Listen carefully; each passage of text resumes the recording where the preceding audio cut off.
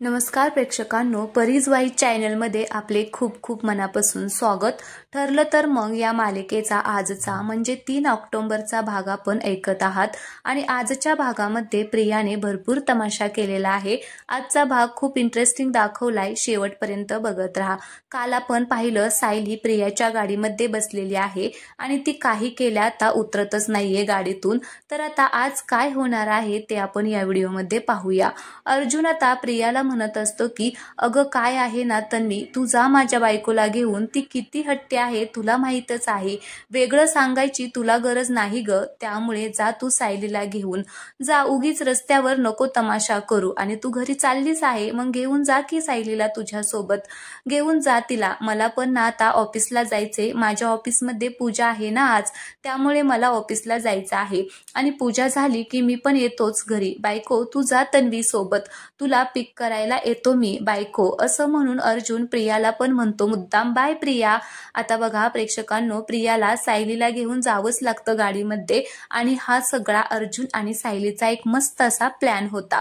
तर बघा प्रिया गाडीमध्ये बसते, म्हणजे तिला बसायचं नसतं, तिला अजिबात जायचं नसतं सायलीला घेऊन, पण अर्जुन आधी गाडीमध्ये बसतो आणि हॉर्न वाजवायला सुरुवात करतो मुद्दाम, तो पण प्रियाच्या गाडीसमोर। मग काय, प्रिया रागाने बसते आणि गाडी चालू करते आणि सायलीकडे एवढी रागाने बघत असते की आता विचारूच नका, तिने तिथे फेकलेलं गाठोडं उचलता येत नाहीये ना, म्हणून तिची अशी चिडचिड होत आहे आणि ते गाठोडे फेकताना अर्जुनने तिला बघितलं होतं। प्रेक्षकांनो, आता पुढे काय होतं ते बघा। इकडे मध्येच त्यांनी प्रतिमात्याचा आणि कल्पनाचा सीन दाखवलाय। आता या कल्पनाताई सहजच विचारतात, काय ग प्रतिमा, नीट वागते ना तन्वी, का पुन्हा तिने घरचं वातावरण बिघडवलेलं आहे। आता या तन्वीने प्रतिमात्याला मारायचा प्रयत्न केला हे प्रतिमात्याला आठवतं, पण कुठल्या तोंडाने सांगणार, त्यांची ती पोरगी आहे ना शेवटी, तिचे कारस्थान सासूजवळ कशा काय बरं करतील, त्याच्यामुळे त्या बिचाऱ्या गप्पच राहतात। तर असो, आता या कल्पनाताई म्हणतात, ए प्रतिमा तू गप्प आहेस यातच मला तुझे उत्तर कळलं बर का, ही तन्वी कधी सुधारणार नाही प्रतिमा, काही केल्या परत त्या तन्वीला तुझ्या तब्येतीशी खेळू देऊ नको बाई।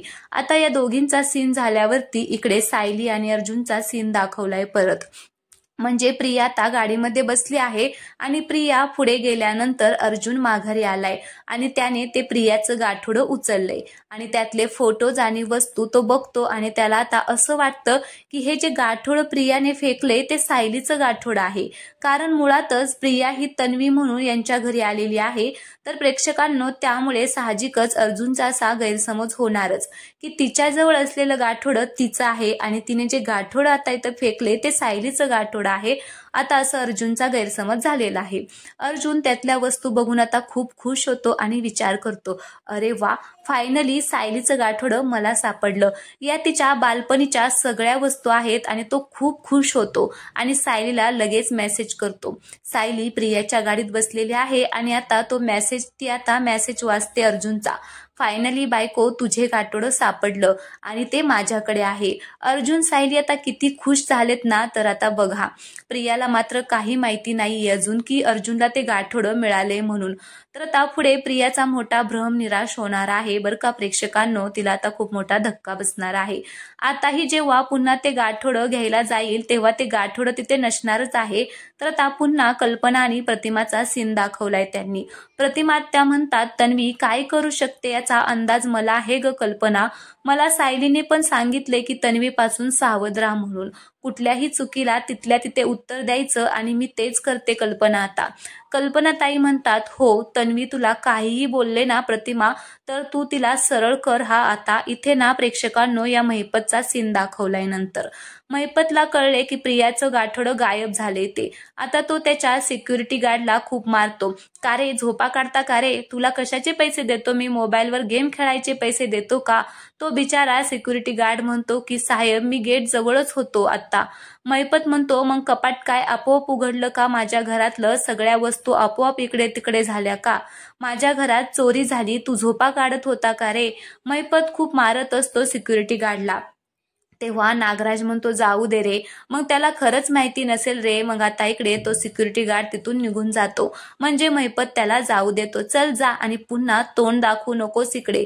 तर दुसरीकडे आपल्याला पाहायला भेटणार आहे की आता रविराज म्हणतो प्रतापरावांना, चल प्रताप, मला ना आता वाटतं आम्ही निघायला हवं. आणि कल्पनाताईंना सुद्धा आता जाऊन म्हणतात रविराज, वहिनी काय आहे ना, आपली भेट होणार आहे संध्याकाळी. आम्ही निघतोच आता. पोरांना जरा उशीर झालाय. अजून येईपर्यंत काय आम्ही इथं वाट बघत नाही बसू शकत. वहिनी आता आम्हाला संध्याकाळची तयारी करायची आहे. चला आम्ही निघतो. आम्ही कल्पनाताई म्हणतात पोरांना एवढा उशीर झाला भाऊजी, काही कळत नाहीये. रविराज म्हणतात हरकत नाहीये, पण आम्हाला निघू द्या आता. आणि मग रविराज तिथून आता निघून जातात. तिकडे पुन्हा एकदा आता महिपतचा सीन दाखवलेला आहे. महिपतने पाटलांच्या जवळ पैशांची गड्डी फेकली आणि म्हणतोय, घे पाटील, ऐश कर. आता कॉन्स्टेबल पाटील म्हणतात, साहेब तुमच्या या चोरीची कंप्लेंट नोंदवू का मी? आणि हो, या पैशांसाठी धन्यवाद. पण मी काय करतो, या चोराचा FIR नोंदवतो आणि तुम्ही सही करायला या फक्त त्यावर. मग महिपत म्हणतो, पाटला जास्त आगाऊपणा करू नको. चल तू तुझा शोध लाव. मी काय करायचं ते बघून घेतो. आता माझं मी हे सगळं बघून घेतो. आता पाटील तिथून निघून जातो. पाटील निघून गेल्यावर नागराज म्हणतो, अरे महिपत, अरे तो म्हणत होता ते बरोबर होतं रे. म्हणजे ठीक आहे ना, अनऑफिशियली तू चोरीचा तपास करून द्यायचा असतो ना त्याला. महिपत म्हणतो, नागराज शेठ, अहो चोर कोण आहे ते मला 113% माहिती झाले. मग नागराज म्हणतो, कोण आहे रे बाबा? महिपत म्हणतो, प्रिया मधुकर उर्फ तन्वी किल्लेदार उर्फ तन्वी सुभेदार. अरे उर्फ ती बबली. नागराज म्हणतो, काय काय सांगतोय? त्या प्रियाने तुझ्या घरात चोरी केली हे कशावरून सांगतोयस तू? महिपत मग नागराजला म्हणतात, अरे नागराज शेठ, माझ्या घरातून एकच वस्तू चोरी झाली आहे, प्रियाचं गाठोडं. नागराज म्हणतो, अच्छा, म्हणजे बबलीचं गाठोडं चोरी झाले होय? तर महिपत म्हणत असतो, नागराज शेठ, या असल्या पोरीची सगळी नावं लक्षात ठेवायची. आपल्याला आता नवीन काहीतरी वेगळं करावं लागणार आहे बहुतेक. पण आता या पोरीची खरी ओळख जगासमोर येणारच आहे. त्यासाठी या फालतू गाठोड्याची गरज नाहीये मला. कारण आता ही पोरगी स्वतःच्या पायात पाय अडकून पडणार बघा. आणि नागराज महिपत दोघेही सोबतच आता ओरडतात, बबली असं म्हणून आता ते जोर जोरात हसायला लागतात. तर आता इकडे प्रिया आली आहे बरं का सायलीला घेऊन तिच्या घरी. तिचा एकतर संताप झालेला असतो, कारण तिचं गाठोडं तिला उचलता आलं नाही या सायलीमुळे आणि अर्जुनमुळे. ती आता गाडीच्या खाली उतरते आणि सायलीकडे खूपच रागाने बघत असते. आणि रागाने बघत काय म्हणते, आली ना माझ्या घरी, माझ्याच गाडीतून आलीस ना, झालं ना तुझं समाधान, असं म्हणून स्वतःच आता खूप तनफन करत असते. खूप अशी म्हणजे ती राग करून चिडचिड करत असते आणि ती तसं करून निघून जाते घरामध्ये. आता सायली बघते तिथे प्रतापराव आलेले असतात. ते बाहेरच असतात, दाराचे तोरण वगैरे लावत असतात. तर सायली विचार करते, अरे बापरे, घरचे इथेच आहेत, तर यांना आता सांगायला हवं की इकडे लवकर या म्हणून. सायली आता मनातल्या मनात विचार करत असते. प्रतापरावांना बघून प्रिया आता कल्पनाला आणि अस्मिताला इग्नोर करून चाललेली असते. तेव्हा प्रतिमा आत्या म्हणतात, तन्वी थांब, कुठे होती सकाळपासून? तन्वी तुझ्याशी बोलते मी. प्रतिमा आत्या बोलत असतात तेव्हाही पुढे पुढे चाललेली असते आता ही प्रिया. त्यामुळे प्रतिमा आत्या चिडून म्हणतात, ही काय पद्धत आहे ग पाहुण्यांसमोर वागायची? प्रिया आता त्यांच्याकडे रागाने बघत असते. तर दुसरीकडे आपण पाहतो की रविराज त्यांच्या मनातली खंत व्यक्त करत असतो. प्रताप, ही पोरगी तुझ्याशी 2 शब्द बोलून पुढे गेली असती तर चाललं असतं. मग प्रताप म्हणतात, जाऊ दे, मी काय तन्वीकडून अपेक्षा करत नाही रविराज. सायली पटकन अर्जुनला फोन करते, अहो इकडे बाबा आई आलेले दिसतात, घरातले सगळेच इथे आलेले आहेत, तुम्ही येता का इकडे पटकन? आपण घरातून सोबत निघालो आणि मी एकटीच इथे आले तर प्रश्न विचारतील सगळे मला. असं म्हणून सायली आता फोन ठेवते आणि अर्जुनला सांगते की तुम्ही इकडेच या लवकर. सायली आता रविराज आणि प्रताप काकांशी बोलते आणि म्हणते, बाबा तुम्ही केव्हा आलात आणि अचानक तुम्ही इथे कसे काय? इथे त्यावेळेस प्रतापराव म्हणतात, अगं रविराज आणि प्रतिमा आले होते घरी पूजेचं आमंत्रण द्यायला, पण तुम्ही दोघे तर मार्केटमध्ये गेला होता ना, तू इथे कशी काय? सायली म्हणते, मी ना प्रतिमा आत्यालाच भेटायला भेटायला आले होते. बाबा हे मला इथे सोडून गेलेत, येतीलच इतक्यात ते परत इकडे. बरं काही तयारी करायची आहे का काका, मी मदत करू का तुम्हाला?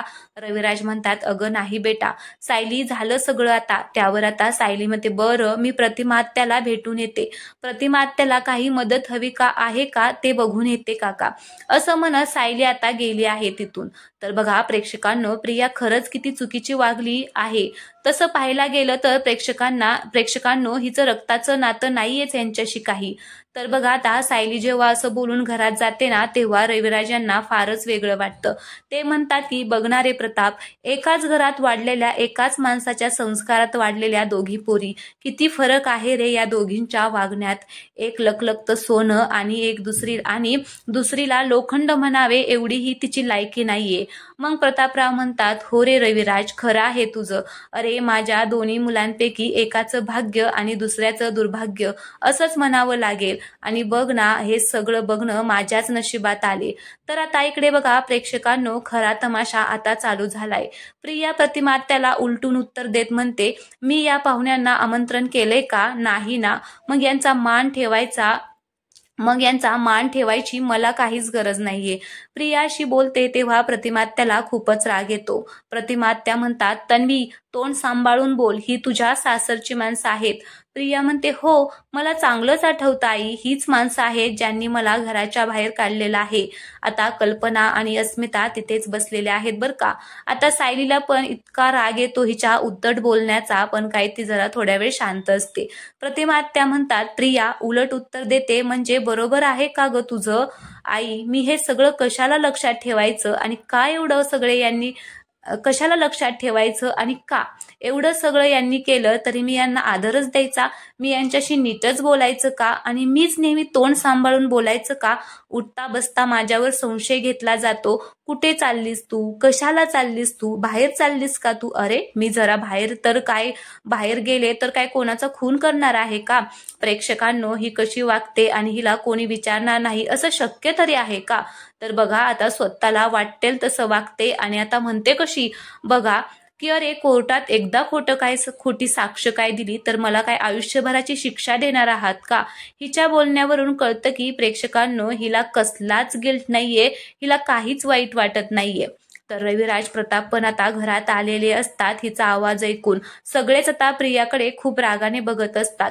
तर प्रिया लगेच प्रतिमात्याला म्हणते तू तर ना आईपेक्षाही जास्त वैरीण वाटतेच ग मला. आता तिच्या या वाक्यावरती सगळे एकमेकांकडे बघायला लागतात. प्रिया म्हणते हे मी तुझं वागणं अजिबात सहन करणार नाहीये. तर सायलीच्या तर तळपायाची आग मस्तकातच जाते. ती जेव्हा प्रतिमाला प्रिया उलटून बोलते ना, तेव्हा सायलीला खूपच राग येतो. प्रिया बोलून निघून जात असते तिच्या खोलीत, तर सायली तिच्या मागे मागे जाते आणि म्हणते थांब प्रिया. आता प्रियाचा हात धरते आणि तिला प्रतिमात्यांच्या समोरच आणते.